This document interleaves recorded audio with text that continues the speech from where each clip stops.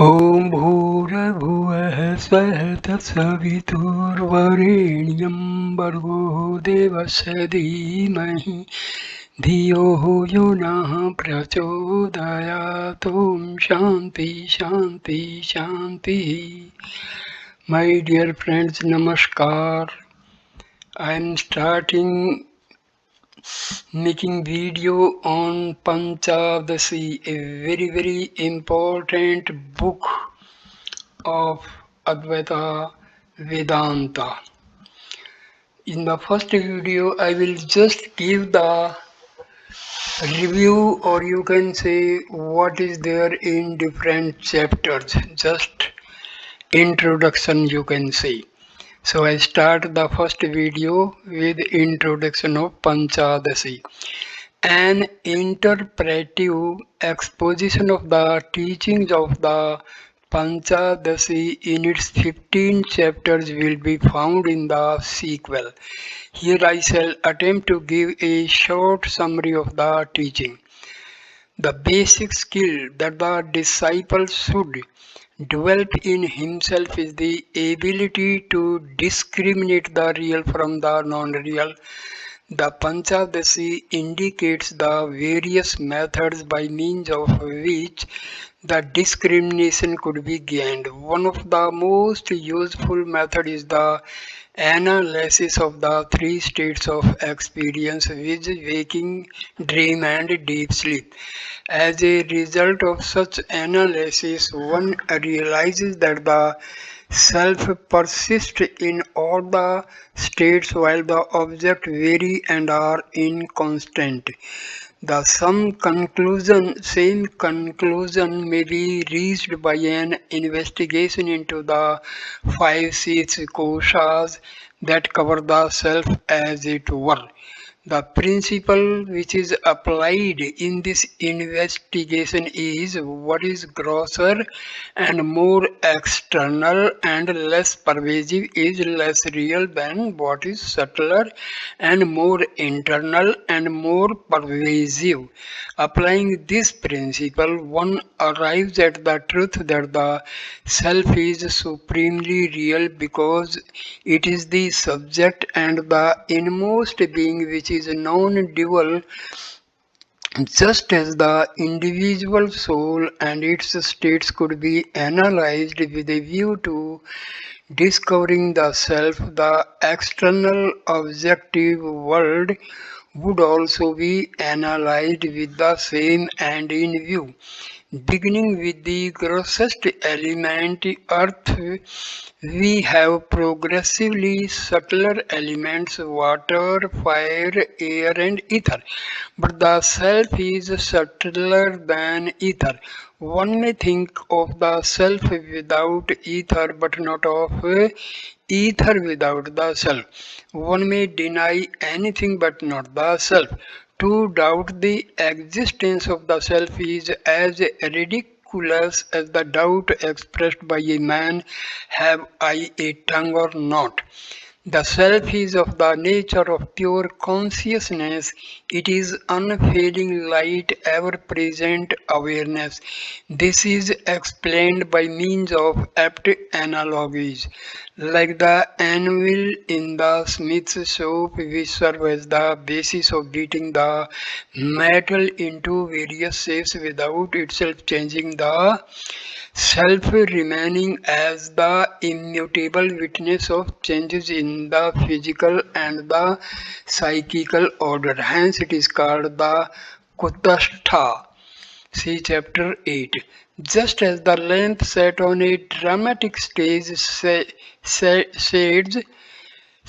light on all concerned during the performance and shines also after everyone has left the theatre, even so, the witness consciousness manifests all things with the egoity, the intellect, and the objects, and continue to shine even when they are non-existent, just as the lamp on the stage illumines without moving and without being affected by the movements of the actors and the audience.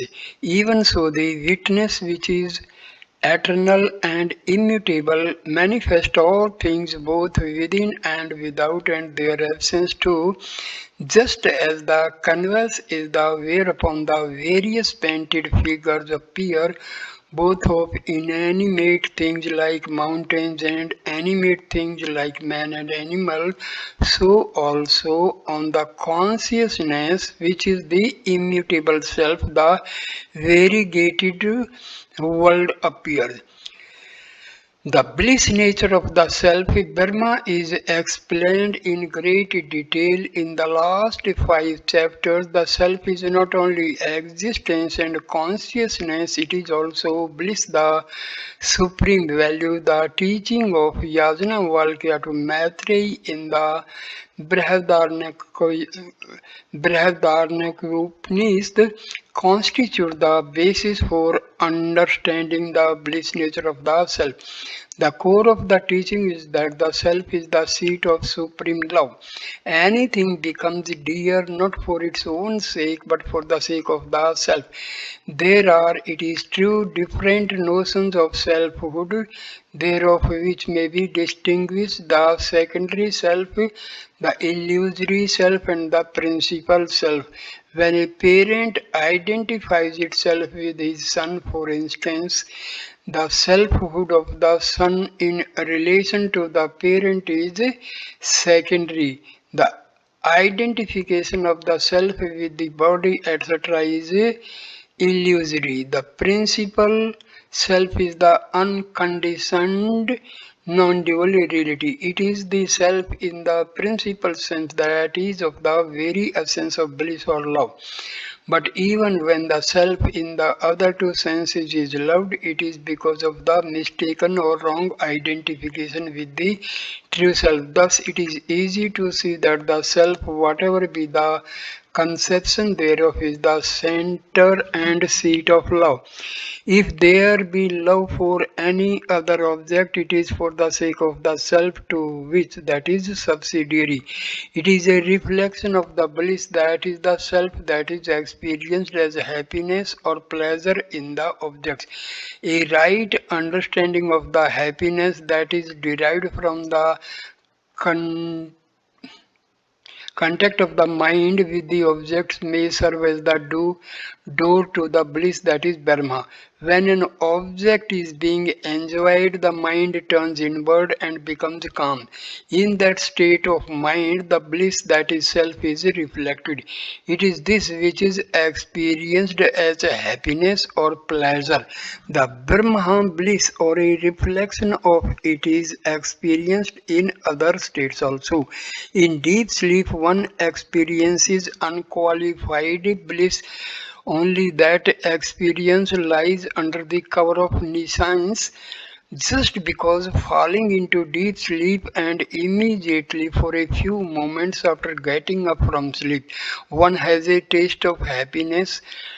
Prospectively or retrospectively, in the interval between two modes of mind also, one experiences the reflection of bliss. The yogi enjoys bliss in samadhi, the jnani realizes directly the bliss, that is the self.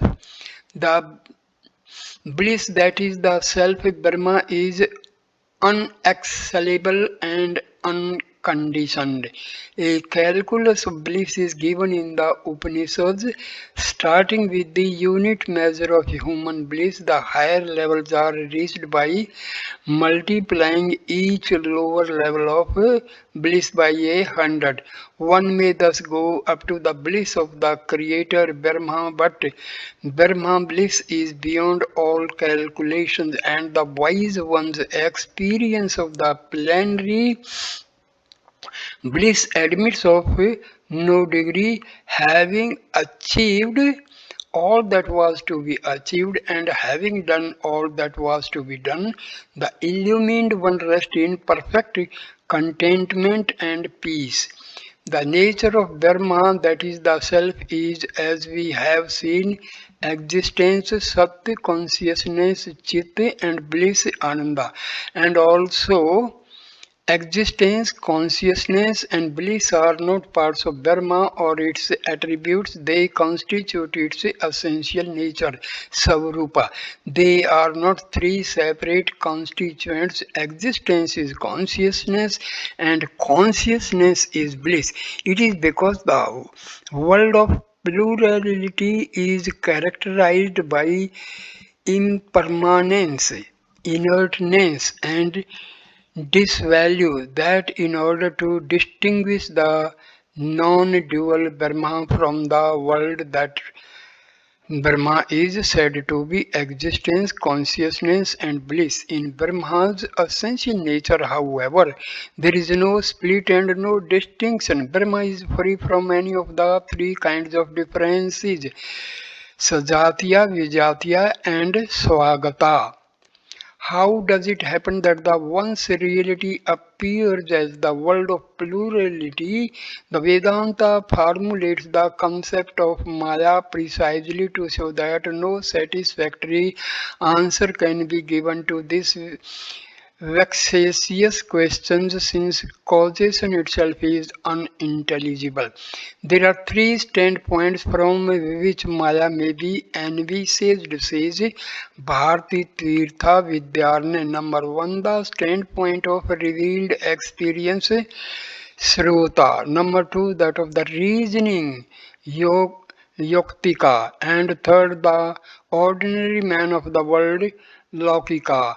From the standpoint of the ordinary worldly man, Maya is real, Vastavi. They have no reason to doubt its reality. From the standpoint of those who have realized the teaching of scripture, Maya is unreal, Tacha.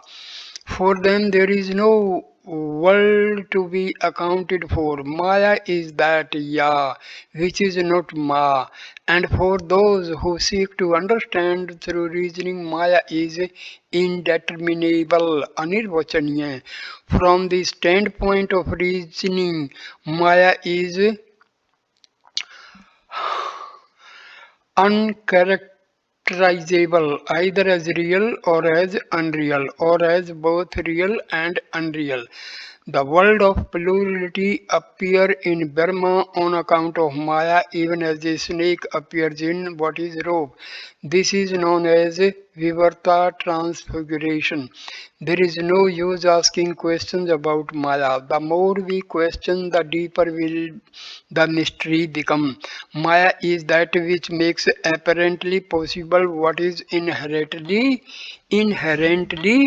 impossible. Wonder is Maya's garment, inscrutable is its nature. What is necessary is that we should endeavor to transcend Maya, and in this endeavor, the world of plurality in which we as empirical individuals live can be a help instead of serving as an obstacle. The Jiva is non-dual self appearing in a limited or conditioned form on account of nescience.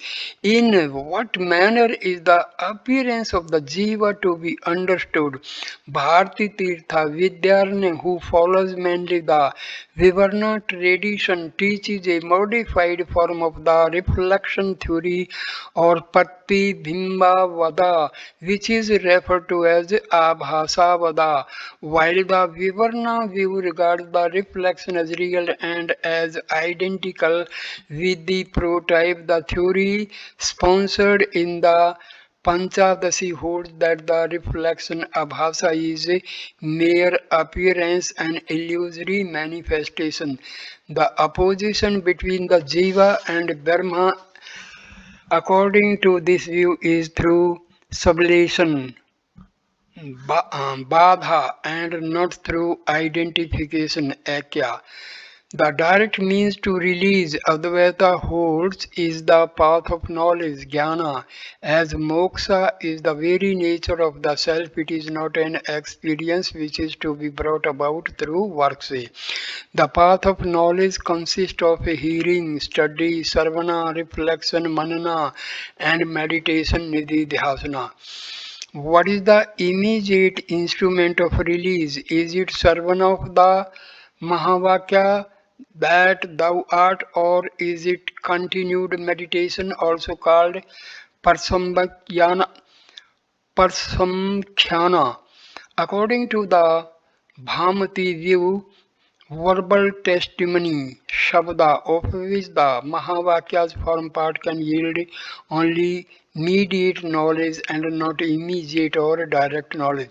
If the mediate knowledge gained from verbal testimony is to be transformed into immediate experience, there should be continued meditation till this is achieved, and this is possible because the mind, which is the instrument in meditation, is a sense organ, Indriya. The Vivarna view maintains that the mind is not a sense organ, it is an auxiliary to all paramanas, and that verbal testimony can yield immediate knowledge if the object is immediate. To illustrate this point, the story of the 10 travelers is given. And there is no object more immediate than the self. Hence, the Mahavakya that thou art imparts to the competent hearer the direct experience of the non-dual self. Giving a citation from the Vyakriti Bharti Tirtha Vidyaranya says, the major texts are for the sake of imparting direct knowledge of Dharma. In regard to it, there is no room for doubt. Meditation, however, is not without its great use.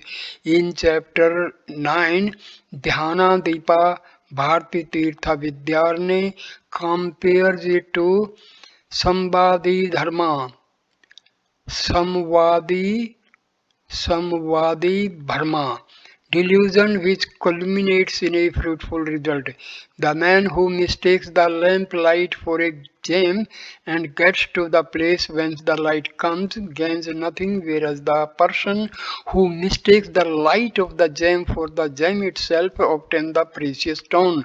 Although both are cases of delusion, the latter is a fruitful one. When the attributeless Dharma is meditated upon, the content of meditation is not itself Dharma, but the contemplation leads to Brahma realization. Thus, for those who are not qualified for gaining true knowledge through inquiry, Bharti Tirtha Vidyaranya recommends the yoga of meditation, dhyana. In more than one place in the Panchadasi, the state of Brahma realization is described in glowing terms, and the incomparable happiness of the Jivan Mukta is praised. It is only for the standpoint of unreleased that the continuance of the body of the Jivan Mukta is explained as due to the residue of Prarabdha Karma, which is responsible for his present body and illumination, such as the continued rotation of the potter's wheel for a time even after the propelling rod has been removed are offered. In truth, however, the mukta has no body and there are no grades of mukti. In the Panchadasi, Bharti Tirtha Vidyaranya reveals himself as a right not only with the great philosophical insight but also with equally great literary skill. The Panchadasi is not only a veritable mine of Vedantic treasure but is also a work with poetic charm that delights the reader. No wonder it is one of the most favored texts and has found a permanent place among the Advaita classics. And Bharti Tirtha Vidyaranya, its author, takes his rank with the best perceptor of the Advaita after Sankara. His contribution to Advaita is immense as it is abiding. So this video is all about just introduction to Panchadasi. The actual text of this Panchadasi will be starting in video 2. So thanks my dear friend for watching this video. Please like, comment and share the video and subscribe my channel. Thanks a lot. Namaskar my dear friends. Namaskar.